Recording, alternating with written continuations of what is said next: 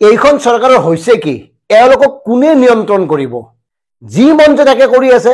টকা কি গছত লাগে নেকি? এনেকে সাধাৰণ জনতাৰ টকা এওঁলোকে কি এই ৰাজ্যখনৰ মালিক বুলি ভাবিবলৈ আৰম্ভ কৰিছে নেকি? এইকাৰণে কৈছো আপোনাৰ এডভান্টেজ এছাম 2 কৰিব 24 আৰু 25 ফেব্ৰুৱাৰীত। ইয়াৰ বাবে ইতিমধ্যে বিমল বৰা উৰিছে ফ্ৰান্সলৈ, উৰিছে কেশৱ মহন্ত থাইলেণ্ড ছিংগাপুৰলৈ, আৰু মুখ্যমন্ত্ৰী ডক্টৰ হিমন্ত বিশ্ব শৰ্মা ডাঙৰীয়াই বিহুৰ পিছত অৰ্থাৎ 19 জানুৱাৰীত মানে 11 মানুহ লগত লৈ তেওঁ লগৰীয়াসকলক লগত লৈ ওলাব দক্ষিণ কোৰিয়া, জাপান আদি দেশলৈ, মানে বিনিয়োগ আনিব। বিনিয়োগ অনাত আমাৰ আপত্তি নাই, কিন্তু তাৰ আগতে কওক 2018 চনত সৰ্বানন্দ সোণোৱাল ডাঙৰীয়াই যে আয়োজন কৰিছিল 100 কোটি টকা ব্যয় কৰি এডভান্টেজ আছাম, তাৰ পৰা কিমান বিনিয়োগ হ'ল আমাৰ ৰাজ্যত। আৰু আপোনালোকে বিৰাট ঢাকঢোল বজাই দেখুৱাইছিল প্ৰথম দিনতে 65,000 কোটি টকা বিনিয়োগ হৈছে। 2018 চনৰ 3 আৰু 4 ফেব্ৰুৱাৰীত সৰুসজাই ষ্টেডিয়ামত অনুষ্ঠিত এই এডভান্টেজ আছামত দুদিনত মুঠ 1 লাখ কোটি টকা বিনিয়োগ হোৱা বুলি ৰৌজাল বৌজাল কৰি বাতৰি ছপা কৰা হৈছিল। চাৰিওফালে বিজ্ঞাপন প্ৰচাৰ কৰা হৈছিল 1 লাখ কোটি টকা বিনিয়োগ হ'ল। মাননীয় নৰেন্দ্ৰ মোদী ডাঙৰীয়াই ফিতা কাটিছিল। একাধিক কেন্দ্ৰীয় মন্ত্ৰী, ভূটানৰ প্ৰধানমন্ত্ৰীকে ধৰি কোন কোন অহা নাছিল? আম্বানীটো আছিলেই। তাৰ পিছত কি লাভ হ'ল অসম আৰু অসমীয়াৰ? এই কথাটো প্ৰথমতে কওক।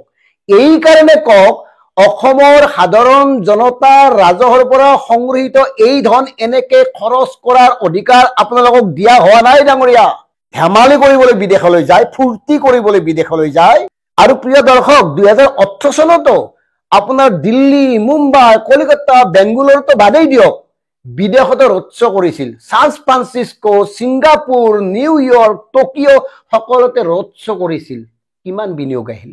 1.5 লাখ কোটিতকৈ অধিক টকা ধাৰ, আৰু আপোনালোকে বিনিয়োগ বিচাৰি কোটি কোটি টকা ব্যয় কৰি বিদেশ ভ্ৰমণ কৰাৰ সুযোগ লৈছে। এনেকৈ মুঠতে মা বাপ নোহোৱাকৈ টকা খৰচ কৰি আছে, আৰু সাধাৰণ জনতাৰ ওপৰত দৈনন্দিন ব্যৱহৃত সামগ্ৰীৰ মূল্য বৃদ্ধি কৰি গৈ আছে। 40 টকীয়া চাউলটো 50 টকীয়া হ'ল, পূৰ্বতে 25 টকীয়া চাউলটো 50 টকীয়া ইয়াতে হ'ল। কোনবিধ সামগ্ৰীৰ দাম বঢ়া নাই কওক? সাধাৰণ জনতাক মাধমাৰ সদায় এনেকে আপোনালোকে ৰাইজৰ ধন হৰাট কৰি বিদেশত গৈ ফূৰ্তি কৰিবলৈ আহিছে ডাঙৰীয়া। আৰু 2018 চনত বিত্তমন্ত্ৰী আছিল বৰ্তমানৰ মুখ্যমন্ত্ৰী ডক্টৰ হিমন্ত বিশ্ব শৰ্মা ডাঙৰীয়া।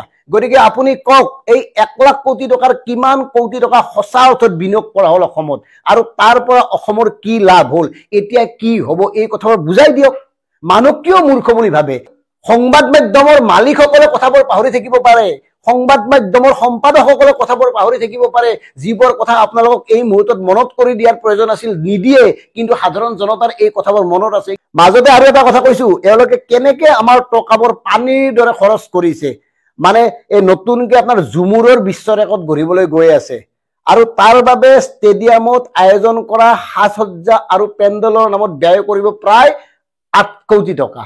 ভাবক, গতিকে কি কৰিবলৈ গৈ আছে, কেনেকে এওঁলোকে খৰচ কৰিছে। শ কোটি টকা এনেকে যদি খৰচ কৰে, একমাত্ৰ কিয় খৰচ কৰিছে? ভোটৰ বাবে। কিয় খৰচ কৰিছে? মানুহখিনিক তেওঁলোকৰ লগত ৰখাৰ বাবে। গতিকে প্ৰিয় দৰ্শক, ইয়াৰ বিৰুদ্ধে মাত মাতক। সময় গ'লে আমাৰ এই মূৰটো যদি ৱালত মাৰি ফটাই দিওঁ, একো লাভ নহ'ব। এওঁলোকে যি মন যায়, এওঁলোকে আমাৰ দেশখনৰ এই ৰাজ্যখনৰ মালিক বুলি ভাবিবলৈ আৰম্ভ কৰিছে। গতিকে যি ইচ্ছা তাকে কৰি গৈ আছে। ৰাইজৰ টকা ফূৰ্তি কৰিব, এটা বিলাসী জীৱন কটাবৰ কাৰণে, বিলাক ভ্ৰমণ এটা কৰিবৰ কাৰণে এনেকে অজুহাত লৈ বিদেশলৈ গৈছে। বিনিয়োগ চিনিয়োগ মুঠেই একো নহয়। যদি বিনিয়োগ হৈছে 2018 হিচাপ দিয়ক। ধন্যবাদ।